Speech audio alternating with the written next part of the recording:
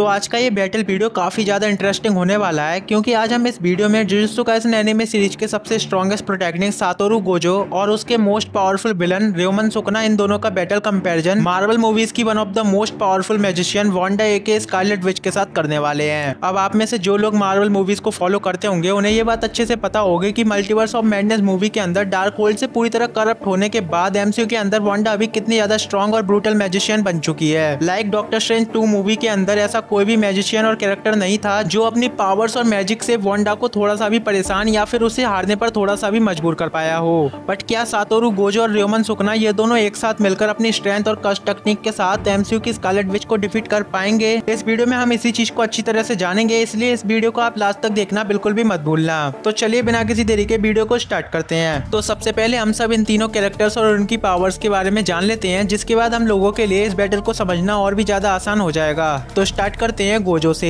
तो Satoru Gojo पूरे jujutsu high school का सबसे स्ट्रॉन्ग एंड पावरफुल सॉर्सरर है, जिसे कर्स टेक्निक या हैंड टू हैंड बैटल में हरा पाना किसी भी दूसरे सॉर्सरर इवन स्ट्रॉन्ग से स्ट्रॉन्ग कर्स स्पिरिट के लिए भी ऑलमोस्ट नामुमकिन है, क्योंकि जेजे के यूनिवर्स के अंदर Satoru Gojo hand to hand fight में मास्टर है और उसकी फाइटिंग स्पीड को मैच कर पाना किसी भी अपोनेंट के लिए बहुत ही ज्यादा डिफिकल्ट होता है। इवन जुजुत्सु काइसेन सीजन 1 की स्टार्टिंग में तो खुद सुकुना के लिए भी गोजो की स्पीड को मैच करने में काफी ज्यादा दिक्कत हो रही थी। गोजो के पास ब्लू, रेड और पर्पल जैसी काफी सारी स्ट्रॉन्ग और पावरफुल कर्स टेक्निक है, जिनकी हेल्प से वो चाहे तो अपने किसी भी स्ट्रॉन्ग अपोनेंट को सिर्फ एक ही अटैक की हेल्प से बहुत ही इजीली नॉकआउट कर सकता है। एंड एनिमे के अंदर जब भी गोजो किसी अपोनेंट या कर्स स्पिरिट से फाइट करता है तब वो अपनी उस बैटल में अपने एनिमीज पर बिल्कुल भी रहम नहीं करता एंड अपने ब्लू, रेड और पर्पल इन सभी कमाल के और पावरफुल अटैक की हेल्प से वो अपने हर एक एनिमी को पूरी तरह से खत्म कर देता है। और ये चीज हम जुजुत्सु काइसेन एनिमे के अंदर ऑलरेडी कई बार देख चुके हैं। गोजो के पास इन्फिनिटी नाम की एक काफी यूनिक और स्पेशल टेक्निक भी मौजूद है, और गोजो की ये इन्फिनिटी असल में एक स्पेस बैरियर है जो कि हमेशा गोजो की बॉडी के चारों तरफ एक शील्ड की तरह मौजूद रहती है। एंड इस बैरियर को किसी भी पावरफुल अटैक से तोड़ पाना बहुत ही ज्यादा मुश्किल है। एनिमे के अंदर जब भी गोजो का कोई अपोनेंट गोजो पर अपने अटैक्स करता है तब उसके अपोनेंट का कोई भी अटैक गोजो के इस स्पेस बैरियर को बिल्कुल भी क्रॉस नहीं कर पाता, इसलिए गोजो की इन्फिनिटी के रहते उसको किसी भी फिजिकल अटैक से मार पाना बहुत ही ज्यादा मुश्किल होता है। जेजे के यूनिवर्स में गोजो का जो सबसे डेंजरस अटैक है वो है उसका डोमेन एक्सपेंशन अनलिमिटेड वॉइड, जो कि दूसरे कैरेक्टर के डोमेन के मुकाबले बहुत ही ज्यादा अलग और यूनिक है, क्योंकि जब भी गोजो किसी एनिमी को अपने डोमेन में ट्रैप करता है तब गोजो के डोमेन के अंदर उसका कोई भी अपोनेंट अपनी बॉडी को चाहकर भी हिला नहीं पाता,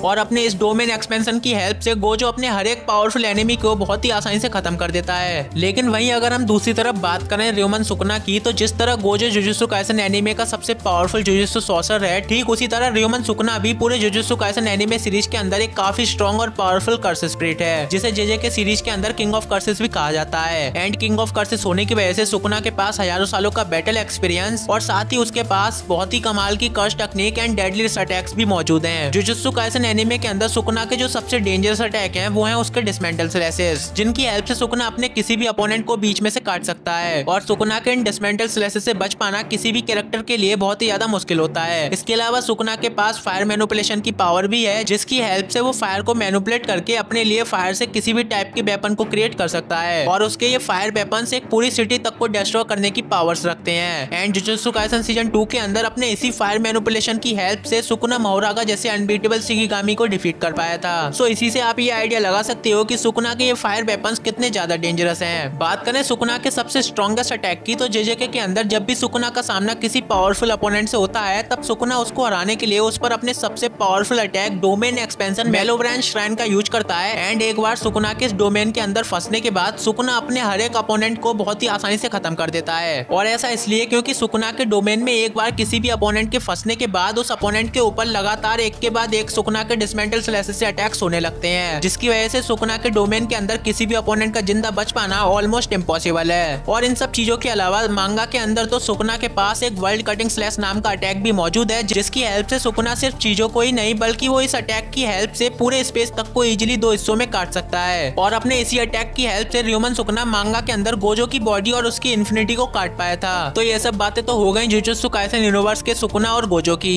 तो इन दोनों के बारे में अच्छे से जानने के बाद आइए अब बात करते हैं एमसीयू की वांडा एके स्कारलेट विच के बारे में। तो वांडा एके स्कारलेट विच एमसीयू के अंदर एक बहुत ही डेंजरस और पावरफुल मैजिशियन है, जिसके पास काफी सारे कमाल के मैजिकल स्पेल्स मौजूद हैं। एंड एमसीयू के अंदर वांडा जिस क्रियोस मैजिक का यूज करती है उसे पूरे मार्वल हिस्ट्री में अब तक का सबसे पावरफुल मैजिक कहा जाता है। और आप सभी वांडा के इस मैजिक की पावर का आइडिया इसी से लगा सकते हो कि इन्फिनिटी वॉर मूवी मूवी के अंदर वांडा ने अपने क्रियोस मैजिक से विजन के इन्फिनिटी स्टोन तक को डिस्ट्रॉय कर दिया था और एवेंजर्स एंड गेम मूवी के अंदर वांडा अपने इसी मैजिक की हेल्प से वो थैनोस की हालत खराब कर पाई थी। अभी के टाइम पे एमसीयू के अंदर वांडा अपने इस क्रियोस मैजिक की हेल्प से वो रियलिटी को मैनिपुलेट करके उसे अपने अकॉर्डिंग चेंज कर सकती है। और वांडा विजन सीरीज के अंदर हमने ये देखा भी था कि कैसे उस सीरीज के अंदर वांडा ने अपनी मैजिकल पावर्स से पूरे वेस्ट व्यू टाउन के सभी लोगों के माइंड को कंट्रोल करके उसने पूरे टाउन की रियलिटी को अपने मैजिक से चेंज कर दिया था। इसके अलावा वांडा के पास mind control, telekinesis, telepathy, energy absorb करने और एनर्जी ब्लास्टर्स को शूट करने की पावर भी मौजूद है। बट वांडा की ये सब पावर्स तो कुछ भी नहीं, क्योंकि मल्टीवर्स ऑफ मैडनेस मूवी में डार्कहोल्ड से पूरी तरह करप्ट होने और पूरी तरह स्कारलेट विच बनने के बाद वांडा अपने क्रियोस मैजिक और डार्क मैजिक की हेल्प से वो दूसरे यूनिवर्सेस के डीमंस और क्रिएचर्स को कंट्रोल कर पा रही थी। और उस मूवी में अर्थ के सभी powerful sorcerers including doctor strange और वोंग, इन सभी लोगों को वांडा ने अपने मैजिक से हरा दिया था। और डॉक्टर स्ट्रेंज, जिसे एमसीयू के अंदर हम सभी एक पावरफुल मैजिशियन मानते हैं, उसके कोई भी पावरफुल मैजिकल स्पेल्स वांडा को हराने में काम नहीं आए थे। और सिर्फ इतना ही नहीं, बल्कि दूसरे यूनिवर्स की इल्यूमिनाटी टीम, जिसमें black bolt, professor x, read Richard और कैप्टन मार्वल जैसे स्ट्रॉन्गेस्ट सुपर हीरो शामिल थे, वो सब भी एक साथ मिलकर अपनी पावर्स से वांडा को हरा नहीं पाए थे। डॉक्टर स्ट्रेंज 2 मूवी के अंदर वांडा ने पूरी इल्यूमिनाटी टीम को अपने मैजिक की हेल्प से ऐसे खत्म किया जैसे वो सब सुपर हीरोज उसके आगे कुछ हो ही ना।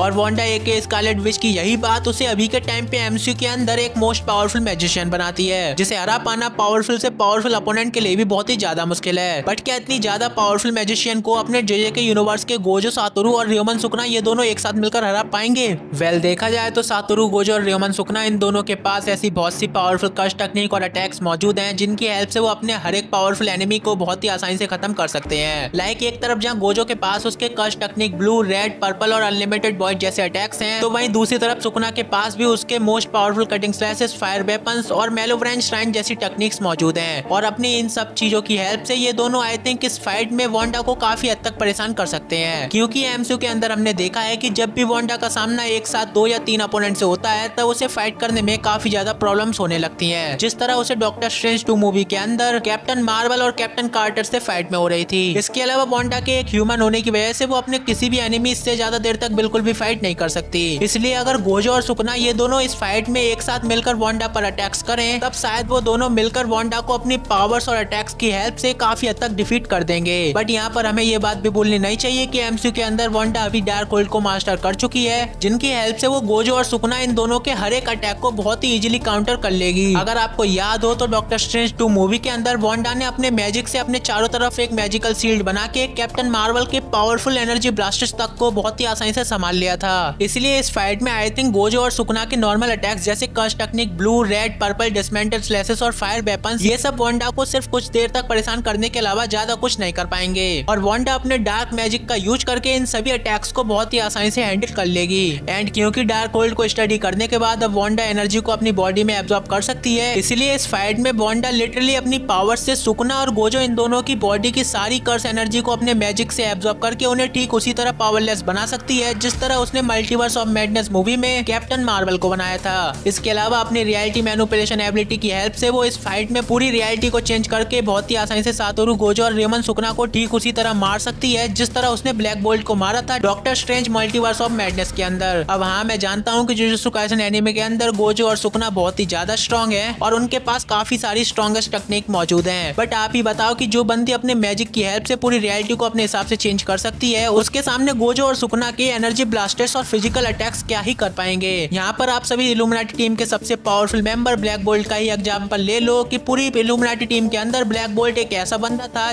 जो कि सिर्फ अपने बोलने से ही पूरे प्लेनेट तक को डिस्ट्रॉय करने की पावर रखता था। लेकिन मूवी के अंदर वांडा ने उसे अपने मैजिक से ऐसे मारा जैसे वो उसके सामने कोई छोटा मोटा सुपर हीरो हो। इसलिए इस फाइट में वांडा जैसे ही अपने रियलिटी रैपिंग पावर का यूज करेगी, उसके बाद गोजो और सुकना इन दोनों के किसी भी पावरफुल अटैक का वांडा के ऊपर बिल्कुल भी असर नहीं होगा। और फिर उसके बाद वांडा यहाँ पर अपने मैजिक से सुकना और गोजो को बहुत ही आसानी से नॉकआउट कर देगी। और इसलिए इन सब चीजों को जानने के बाद मुझे ऐसा लगता है कि अगर इस फाइट में गोजो और सुकना वांडा की रियलिटी रैपिंग पावर का यूज करने से पहले उसे मार दें, तब वो दोनों शायद इस बैटल को जीत जाएंगे। लेकिन अगर उससे पहले वांडा ने अपनी रियलिटी रैपिंग पावर का यूज कर दिया तो फिर गोजो और सुकना अपनी किसी भी पावर से वांडा को डिफीट नहीं कर सकते। बट दोस्तों, ये तो मेरा ओपिनियन है, आपको इस मामले में क्या लगता है? आप मुझे अपना ओपिनियन भी कमेंट में जरूर बताना। तो यार, यही था हमारा आज का ये बैटल वीडियो। आपको ये बैटल वीडियो अगर अच्छा लगा हो तो प्लीज यार इस वीडियो को एक लाइक कर देना। और अगर आप ऐसे ही बैटल वीडियोस देखना पसंद करते हो तो आप हमारे चैनल को भी चेकआउट कर सकते हो।